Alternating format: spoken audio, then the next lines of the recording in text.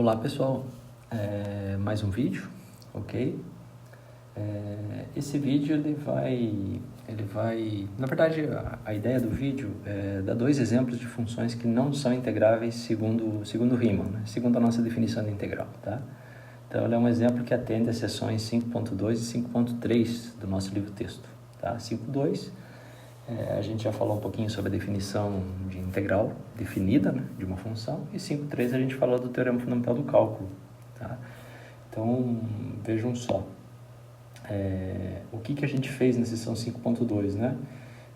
Se a gente pegar uma função f definida, apenas definida em AB, né, só para relembrar um pouquinho, a gente definiu esse número aqui. Claro, esse número pode não existir, e esse, inclusive, é um dos objetivos desse vídeo, tá? Apresentar duas funções definidas num intervalo, ou duas funções, né, que são definidas no intervalo AB, que esse número aqui não existe, tá? Não é um número finito, ok? Por definição, esse número aqui, seção 5.2, né, é dado, a definição é essa daqui, né? Então, você pega as somas de Riemann da função f, certo? Então, isso aqui é uma soma de Riemann da função f, né? Ou seja, os ingredientes aqui, né? O n é um número de subdivisões do intervalo AB, tá? Então, eu divido o intervalo AB em n subintervalinhos. Em cada subintervalinho, eu pego um elemento amostral, calculo a f de cada elemento amostral, multiplico por ΔX, que é exatamente o comprimento de cada subintervalinho, e formo essa soma. Essa soma é chamada uma soma de Riemann da função f. Essa soma depende do n e das escolhas, tá? À medida que o n vai crescendo, essas escolhas elas vão ficando mais restritas, né? E a gente diz o seguinte, que à medida que o n vai para o infinito, né, se esse limite dessas somas de Riemann aqui existir, isso é a integral da função, naquele intervalo, tá? Então, observe, esse limite aqui ele pode não existir, né? Isso é um fato importante, tá? Na seção 5.3, quando a gente viu o teorema fundamental do cálculo, o que a gente exigiu sobre a função f, né? Então, sobre a função f, além de ser definida em AB, a gente exigiu que ela fosse contínua também, né? Em AB, tá? E nesse caso, a gente conseguiu provar que integral de A até B de f de x sempre existe, tá? Esse número sempre existe, né? Isso é uma parte do teorema fundamental. Esse número é exatamente essa variação total, né? A variação total da f grande, onde essa f grande é uma primitiva da f pequena, que a gente também mostrou que existe. Então, se uma função f é contínua no intervalo fechado limitado a b, então a primitiva sempre existe. A gente fez a construção dela, né? E utilizou ela, né, para justificar isso daqui, ok? Então, olha só, definimos integral, ok? Simplesmente exigindo que a função f seja definida no intervalo fechado AB. Obviamente que esse limite pode não existir, perfeito. Se a f for contínua em AB, esse limite sempre existe, tá? É exatamente essa discussão que a gente tem aqui do teorema fundamental do cálculo. Mais do que isso, se o número de descontinuidades da função f for finito, né, e essas descontinuidades forem do tipo salto, não é tão difícil, usando as propriedades de integral, de mostrar que essa integral aqui também existe, tá? O propósito desse capítulo vai ser apresentar para vocês duas funções f, ok? Definidas num certo intervalo fechado limitado a b, de tal forma que essa integral aqui não existe, tá? Obviamente que a f é uma condição para ela, né? Uma condição necessária, não suficiente, né? É que ela não seja contínua, né? A gente tem exemplo de funções que não são contínuas, porém são integráveis, tá? Mas, obviamente, que se for contínua, vai ser integrável. E eu quero um exemplo de uma função que não é integrável. Então, obviamente, ela não vai ser contínua, tá? Então, vamos lá. Vou apresentar para vocês, então, dois exemplos, ok? O primeiro exemplo, eu acho que um exemplo, é uma função bem interessante, é chamada função de Dirichlet, ok? E essa função, eu vou trabalhar com ela no intervalinho 0,1, tá? Só no intervalinho 0,1, tá bom? E o que ela vai fazer com o x, que a gente for pegar lá, né? Ela vai dizer que a imagem do x é 0, se o x for um número racional, nesse intervalinho, então se você pegar um x racional, ok, nesse intervalinho, a resposta vai ser 0. E vai ser 1 se o x for um número não racional, ou seja, irracional. Tá? Então, observa, a função f está definida no intervalo fechado limitado 0,1, tá? E para cada x, ela associa 0 para um racional e 1 para um irracional, ok? Tendo em vista uma afirmação aí que eu acho que já é corriqueira para vocês, né? Que entre dois racionais sempre existe uma infinidade de irracionais e que entre dois irracionais sempre existe uma infinidade de racionais, construir o gráfico dessa função aqui não é uma tarefa tão simples, né? Porque, né, se a gente for tentar pegar aqui o x, y, tá? Eu vou marcar aqui o ponto 0 e 1, ou seja, eu estou analisando aqui nesse intervalinho, né? Observe, se você pegar um x aqui racional, a imagem vai ser 1. Então, vamos marcar aqui o ponto 1, ok? E se o x for irracional, perdão, se o x for racional, a imagem é 0. Se o x for irracional, a imagem é 1.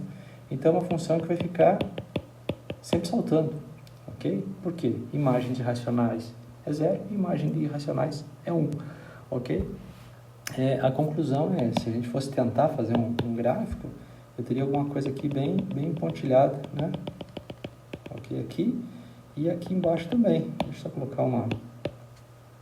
aqui embaixo, aqui no eixo, tá? Estou tentando marcar aqui, ó. Ok? E lembrando, né, que o fato que entre racionais sempre tem uma infinidade de racionais e que entre irracionais sempre tem uma infinidade de racionais, de cara, essa função ela não é contínua em nenhum ponto, ok? Então, essa função de Dirichlet, essa função f definida desse jeito, ela não é contínua em nenhum dos pontos do seu domínio, tá ok? O que eu quero justificar, ou seja, qual vai ser a minha afirmação aqui? Então, eu vou afirmar alguma coisa aqui, tá? Desculpa. Afirmação. Vamos lá, só marcar aqui. Integral de 0 até 1, perdão. Integral de 0 até 1 de f de x dx não existe. Ok? Então, eu preciso justificar isso para vocês, tá? Vamos lá. O que significa dizer que a integral existe, né? Se ela existisse, se essa integral existisse, então a integral de 0 até 1 de f de x dx seria quem? Quem que existe, na verdade? Esse limite aqui, né?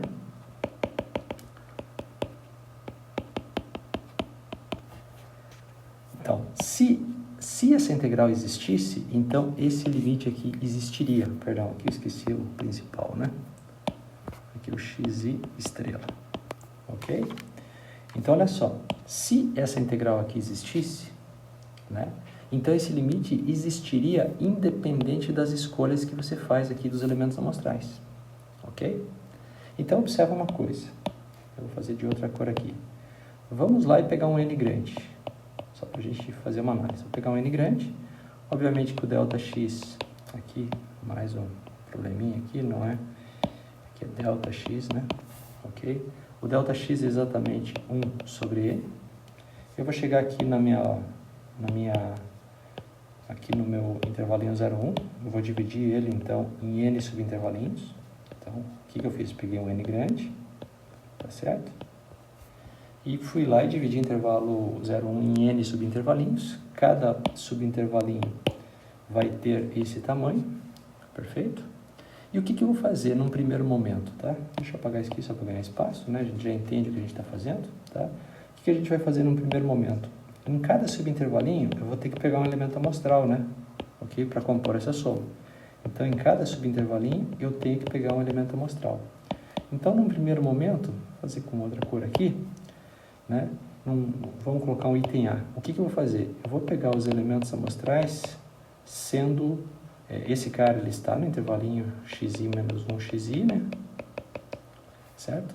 Só que eu vou pegar um cara lá dentro certo? Que seja um número racional sempre. Eu posso, né?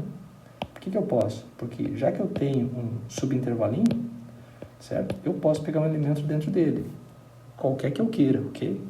Pode ser racional e irracional, não tem problema. Então, eu vou optar por pegar um racional. Então, eu vou lá, escolho um x estrela, em cada subintervalinho, sendo um número racional. Ok? E agora eu vou fazer essa continha aqui. Ver quanto que dá essa continha aqui. Lembrando que esse ΔX aqui é 1 sobre n, né? Então, olha só, quanto que vai ser essa conta? Vai ser soma, i de 1 até n. Já que esse cara que eu escolhi aqui, em cada subintervalinho, é um racional, quanto que é a imagem de um racional? É zero sempre. Ok? E 0 vezes ΔX é zero, então somar n zeros vai dar zero. O que isso está me dizendo, de certa forma? Né? Que se a integral existisse, se essa integral existisse, independente das escolhas, certo? Esse limite aqui teria que ser sempre o mesmo valor. Então, ok. Então, eu vou supor que existe, né? Estou supondo que existe. Então, eu vou lá e fiz uma escolha particular. Em cada subintervalinho aqui, eu peguei um número racional. Ou seja, essa conta, ou seja, essa soma de Riemann para essa escolha que eu fiz é zero. Obviamente que isso pode ser feito para qualquer n, ok? Então, à medida que o n vai crescendo, isso sempre é possível, sempre dá zero. Qual é a conclusão, então? A conclusão é que se essa integral existisse, ela teria que ser zero. Concorda? Então, essa é uma primeira conclusão. Se a integral existisse, ela teria que ser zero. Então, vamos colocar aí a nossa primeira conclusão, né? Supondo que ela existe, né? Então, se, vamos colocar aqui embaixo, existisse a integral de 0 até 1 de f de x dx, esta deveria ser nula, exatamente por essa argumentação. Tá? Agora vamos ver o seguinte, vamos fazer uma outra escolha. Tá? Vou aproveitar aqui o desenho, o que eu acabei de fazer, tá? Eu só vou colocar uma outra escolha aqui que eu vou chamar de item B. Tá? Então, olha só, novamente, fui lá e peguei meu intervalo 0, 1, vou dividir em n subintervalinhos, estão eles aqui. Agora, em cada subintervalinho, já que eu tenho essa liberdade, eu vou escolher um número racional agora. Então, o x estrela que eu vou pegar aqui agora é um número racional. Ok? Bom, se a integral existisse, independente das escolhas aqui, o resultado teria que ser sempre o mesmo para esse limite, né? Então, vamos ver se com essa escolha eu teria zero também, né? Então, vamos lá. Vou fazer a continha aqui, só quero pagar. Tá? Então, para essa escolha aqui, eu vou lá e vou fazer o cálculo da soma de Riemann. Só que como esse cara aqui é irracional, a f dele é 1. Então, vamos lá. 1 vezes ΔX. Ou seja, o que eu tenho aqui? Né? Eu tenho exatamente soma e de 1 até n de 1 vezes ΔX. Nesse caso aqui, o ΔX é 1 sobre n. Então, 1 vezes 1 sobre n. Ou seja, eu estou somando 1 sobre n vezes. Isso dá 1. Ou seja, isso está dizendo para a gente que, dado um n grande, você vai lá e divide o teu intervalinho em n subintervalinhos. Em cada subintervalinho você pega um irracional e faz a soma de Riemann. E nesse caso a soma de Riemann dá sempre 1. Então observa que isso pode ser feito para qualquer n. Se você tomar o limite quando n vai para o infinito, né? Se para cada n você tem resposta 1, então o limite vai ser 1. Então olha só, se essa integral aqui existisse, para uma escolha específica, a gente chegou à conclusão que a integral tinha que ser 0. Para outra escolha, a integral tem que ser 1. Conclusão, a integral não existe. Ok? Então, essa função aí, função de Dirichlet, tá? Definida desse jeito, é um caso em que a integral de Riemann, ou seja, ela não é uma função Riemann integrável. Ok? Se um dia vocês estudarem um pouquinho mais de teoria de integração, existem outras formas de calcular a integral, tá? De definir integral. Uma delas, que é uma generalização da integral de Riemann, é a integral de Lebesgue, tá? Vamos colocar aqui, integral de, bem no meio aqui, ó, Lebesgue. Tá? Essa mesma função, no sentido de Lebesgue, ela é integrável, tá? Mas para isso é preciso estudar um pouquinho de topologia da reta e estudar um pouco essa essa teoria de integração de Lebesgue, tá? Muito utilizado em teoria de probabilidade. Okay? Quem for estudar a teoria de probabilidade na veia, assim, um estudo mais profundo, não tem saída. Vai ter que estudar não a integral de Lebesgue, mas também a medida de Lebesgue, tá? Enfim, a ideia aqui era simplesmente dar um exemplo de uma função que não fosse Riemann integrável, tá? Agora, meu objetivo é não só dar um exemplo, como dar um segundo também, tá? Uma funçãozinha mais simples, tá? Vamos colocar aqui qual é a função, tá? A função é a seguinte, ela é 1 sobre x, se o x estiver no intervalinho 0, 1, só que aberto em 0, fechado em 1, né? Vocês devem perceber que a imagem do 0 não funcionaria, né? Só que agora no ponto 0, eu vou definir como sendo qualquer coisa, pode ser 0 inclusive, tá? Então essa função aí, do ponto de vista gráfico, aqui xy,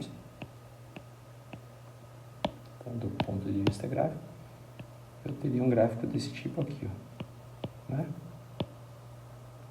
Preciso só buscar aqui mais ou menos, ela está definida só no intervalinho 0, 1, né?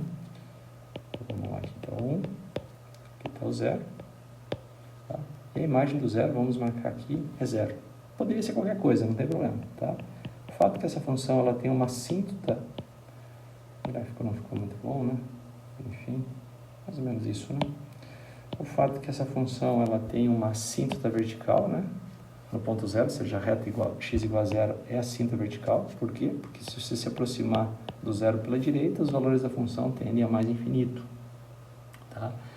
O que eu gostaria de justificar, ou seja, qual seria a afirmação aqui, né? Então, a nossa afirmação é a seguinte. A integral de 0 até 1 de f de x dx também não existe. Ou seja, essa função também não é, deixa eu só melhorar aqui, também não é Riemann integrável. Ok? Para justificar isso, mesma história. Se essa função fosse Riemann integrável, se ela fosse, então vamos lá, vou escrever aqui alguma coisa. Se ela fosse fosse Riemann integrável, então, né, lembrando que essa soma aqui é exatamente o limite quando n tende a infinito, soma i de 1 até n de f de xi estrela delta x. Tá? Então, como por definição isso aqui é isso, se esse limite existir, né? E já que eu estou afirmando que essa integral não existe, vamos supor então, suponha que ela existe. Se ela existisse, o que eu teria de certeza? Que esse limite aqui, essa é a frase importante, esse limite aqui existiria independente das escolhas do x estrela que eu faço. Tá ok? Então, olha só. Eu vou lá novamente e pego um n grande, ok? Divido meu intervalo 0, 1 em n subintervalinhos de tamanho 1 sobre n, ok? Então, vamos lá. Vou fazer exatamente isso. Vou aqui e vou dividir meu intervalinho 0, 1 em n subintervalinhos, tá? O que eu vou fazer agora? Eu vou fazer uma escolha de x estrela, tá? Então, como que a gente vai escolher o x estrela? Isso aqui eu até vou colocar em outra cor porque é uma parte importante. Então, o x estrela é um cara que tem que estar no intervalinho xi menos 1, xi. A nossa escolha vai ser exatamente essa daqui, ó. O x estrela tem que ser o xi. Ou seja, é o elemento, né? É o elemento que está à direita do intervalinho, ou seja, o x estrela, e eu estou escolhendo exatamente como o cara à direita do iésimo subintervalinho. De acordo? Vocês já vão entender por que isso está sendo feito, tá? Se a gente for observar aqui do ponto de vista do desenho, vamos supor que aqui está o x estrela, ó, o xi, perdão. Ok? Então, eu estou fazendo essa reconstrução aqui, ó. Né? Agora eu pego o próximo aqui, fazendo isso. Estou sempre pegando o x estrela como sendo o cara da direita. Aqui a mesma coisa. Aqui vai dar a mesma coisa. Aqui vai dar a mesma coisa. E aqui eu vou chegar assim, ó. Ok? Então, para um n que eu escolhi, grande, né? O ΔX é 1 sobre n, dividi meu intervalinho aqui em n subintervalinhos, e em cada um dos subintervalinhos eu estou escolhendo o elemento amostral como sendo o cara da direita. Observa, se esse limite existisse, para qualquer escolha de x estrela, esse limite teria que existir. O que eu vou justificar para vocês? Que para essa escolha particular, esse limite não existe. Tá? Por que ele não existe? Vamos ver. Vamos fazer uma continha aqui. Quanto seria a soma I de 1 até n de f de x e estrela ΔX para esse caso? Isso vai ser a soma I de 1 até n, né? O f de x estrela, na verdade, é o f de xi, e o ΔX é 1 sobre n, né? Porque eu estou dividindo lá o intervalinho, né? 0, 1 em n subintervalinhos. Ok? Agora tem uma coisa importante aqui, né?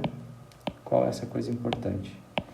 Esse cara aqui é o x0, o próximo x1, que é exatamente 1 sobre n. Vamos colocar aqui, ó. O x1, ou seja, esse cara aqui é 1 sobre n. O próximo é 2 sobre n. Então, o iésimo é i sobre n. Ok? Então, eu tenho aqui soma, i variando de 1 até n. Tem uma coisa importante aqui, né? E o zero aqui? Por que eu estou desconsiderando o zero? Porque no primeiro intervalinho, eu estou pegando o cara da direita, que é 1 sobre n, ok? E estou fazendo essa construção aqui. Perfeito? Então, quem seria, nesse caso, o f dos xis é exatamente o f de i sobre n, vezes 1 sobre n. Agora, essa continha é soma i de 1 até n. Quanto que é f de i sobre n? Se o i for 1, eu tenho 1 sobre n. E se 1 sobre n não é 0. Então, vai ser o inverso multiplicativo dele. Para i igual a 2, 2 sobre n. Para i igual a n, n sobre n. Então, eu sempre vou usar essa expressão aqui. Ok? Inclusive, essa soma aqui que vai aparecer, eu vou escrever com outra cor, porque ela é bem importante. Tá? Soma i de 1 até n. De quanto que é f de i sobre n? Exatamente 1 dividido por i sobre n, que é 1 sobre x, né? Multiplica por n. Ok? Agora, isso daqui é quanto? Isso é a soma i de 1 até n. Aqui eu tenho 1 dividido por i sobre n, ou seja, n sobre i. Perdão. Aqui eu errei, né? Desculpa, esse aqui não é n, esse aqui é 1 sobre n.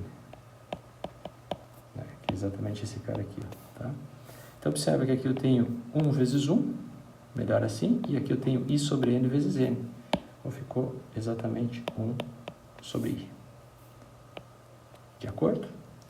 Então, esse daqui, essa soma aqui, que é a soma que eu estou dizendo que é importante. Tá? Então, olha só.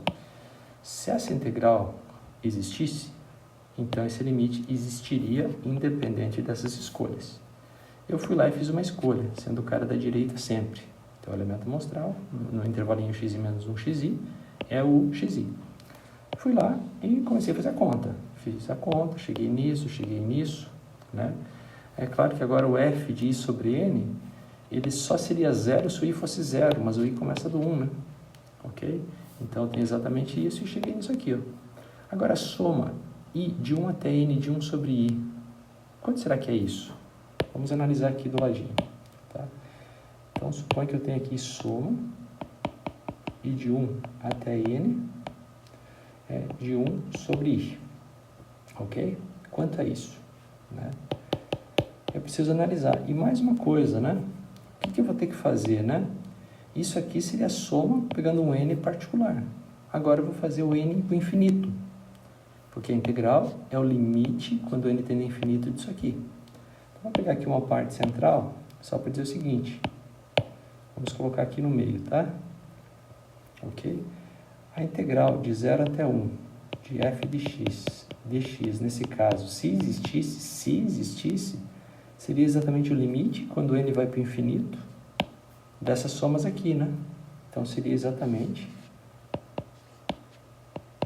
a soma i variando de 1 até o infinito, né? Porque eu já estou pegando o limite de 1 sobre i. Ok? Então, se existisse, tá? Isso aqui é importante. Se existisse, certo? Essa soma teria que ser igual a essa soma aqui. E é isso que eu estou querendo focar aqui do outro lado. Tá? Quanto é essa soma? Eu quero tentar convencê-los, vocês, que essa soma aqui vai para o infinito. Por isso que a integral não existe. Tá? Então, vamos ver. Essa soma seria quanto? Vamos tentar listar. Para i igual a 1, eu tenho 1 sobre 1. Igual a 2, igual a 3, igual a 4, igual a 5, igual a 6, igual a 7, igual a 8, igual a 9, igual a 16, e assim vai. Então, essa soma é exatamente essa soma infinita aqui. Tá? Agora eu quero convencê-los que essa soma aqui, ela é um número que, à medida que você vai acrescentando termos, ela vai indo para o infinito. Como que a gente vai fazer isso? Para fazer isso, eu vou colocar aqui um sinal de... Vou tentar majorar. Na verdade, eu vou pegar essa série aqui, certo? E vou tentar dizer que essa série é maior que alguma coisa. Vamos ver se vocês concordam com a minha afirmação, tá? Então, olha só. Vamos pegar aqui. Esses dois primeiros termos aqui, eu simplesmente vou chegar aqui e vou repetir. Então, 1 sobre 1 mais 1 sobre 2. Agora eu vou olhar esse bloco aqui, ó, com dois termos. Desses dois termos, eu vou pegar o menor deles. Quem é menor? 1/3 ou 1/4? É 1/4. Então, eu vou substituir aqui por 1/4 mais 1/4. Ok? Então, olha só. Desses 4 primeiros termos, quem é maior? Se você pegar essa soma aqui, certamente é maior que essa. Por quê? Esse coincide com esse coincide com esse é menor que esse coincide com esse. Então, essa soma dos 4 primeiros termos é maior do que essa soma aqui. Tá certo? Agora, o que eu vou fazer? Agora eu vou pegar um bloco com 4 termos e vou pegar o menor deles. Qual o menor elemento de 1/5, 1/6, 1/7 e 1/8? Certamente 1/8, né? Eu vou colocar aqui. Ok? Então, observa agora aqui. Se você pegar essa soma de 8 termos aqui, e essa soma aqui é maior que essa. Por quê? Novamente, isso aqui coincide com isso. Essa soma é menor que essa. E claro, se eu peguei cada termo desses daqui, ó, e substituir pelo seu menor, então a soma desses caras vai ser maior do que a soma desses caras aqui. Tá? Agora, o que eu vou fazer? Eu vou pegar um próximo bloco aqui que tem 8 elementos. Então, esse primeiro bloco aqui tem 2 elementos. Esse tem 4 elementos. Esse aqui tem 8 elementos. E vou pegar aqui o menor elemento entre 1/9, 1/10 até 1 sobre 16, que é 1 sobre 16. Quantas vezes, né? Então, aqui eu tenho 2 vezes, aqui eu tenho 4 vezes, aqui eu tenho 8 vezes. Próximo, eu vou pegar agora um bloco aqui com 16 elementos, certo? E aqui vai ser 1 sobre... Quem é o menor desses 16 elementos? É 1 sobre 32. Aqui eu tenho 16 vezes. Ok? Enfim, e isso daqui continua indefinidamente. Por quê? Porque eu tenho uma soma infinita aqui. O fato é que, se a gente respeita essa construção, obviamente que essa soma é maior do que essa soma aqui. E essa soma aqui também tem infinitos termos. Agora, a parte interessante é a seguinte. Essa soma aqui, vamos tentar reescrever ela. Eu tenho 1 mais meio, vamos deixar aqui, 1 mais meio. Agora aqui eu tenho 1/4 mais 1/4, 2 vezes, então é meio. Aqui eu tenho 1/8 mais 1/8, né? Mais 1/8 mais 1/8, 4 vezes. Então, quando você faz 4 vezes 1/8, você tem meio. Depois você tem 8 vezes 1 sobre 16, então você tem meio. Depois você tem 16 vezes 1 sobre 32, então você tem meio de novo. O próximo, você teria 32 vezes 1 sobre 64, que é meio também. O próximo, você teria o quê? Teria 64 vezes 1 sobre 128, ou seja, meio também. E isso aqui vai ficar uma soma infinita de meios. Ou seja, o que eu tenho aqui? 1 mais uma infinidade de meios, ou seja, isso é infinito. que isso está dizendo para a gente? Que essa soma aqui, certo? Ela, à medida que você vai acrescentando os termos, vai somando cada vez mais elementos, ela vai crescendo em direção mais infinito. Ela não é finita, tá? Conclusão. Já que essa soma aqui, ela é infinita, então, para essa escolha aqui, de elementos amostrais, essa integral aqui não existe. Por quê? Porque esse limite aqui deu infinito, ou seja, não existe. Então, a conclusão é que essa função aqui não é Riemann integrável. Tá? O fato, claro, dessa soma da infinita, a gente entende, né? Do ponto de vista de área, vai ser exatamente essa área aqui, ó. Tá certo? Compreendida aqui, por cima pelo gráfico da função, né? Por baixo pelo eixo x, aqui, x igual a 1, aqui, x igual a 0, que é o eixo y. Ok? Essa série que apareceu aqui, tá? A gente vai usar ela um pouco mais para frente, quando falar integrais impróprias, tá? Essa série aqui é bem famosa, tá? Essa série aqui, ela é chamada de série harmônica.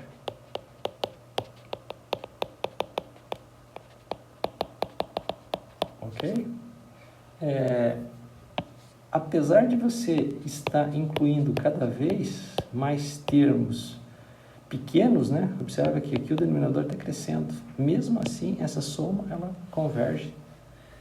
Ela diverge, né? Para mais infinito. Ok? Lembrando que se vocês tentarem fazer essa soma aqui em máquina, ela vai convergir, porque em algum momento 1 sobre o n, aí, né? 1 sobre o i vai ser tão pequeno, né? Quem já estudou um pouquinho EPS de máquina, né? Que quando você, na verdade o i vai ser grande de tal forma que 1 sobre i vai ser tão pequeno que quando você pega a soma acumulada e soma com aquele 1 sobre i, a máquina vai entender como sendo a própria soma acumulada. É como se aquele 1 sobre i fosse um zero, ok? Funcionasse como zero, né? Não é, mas é como se funcionasse, tá?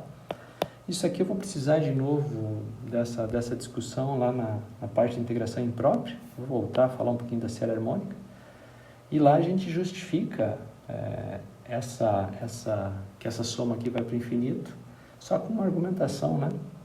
Usando o teorema fundamental do cálculo. Ok? Enfim, esse vídeo era só isso, né? Apresentar para vocês 2 exemplos de funções que não são Riemann integrável. Ok? É isso aí. Até o próximo.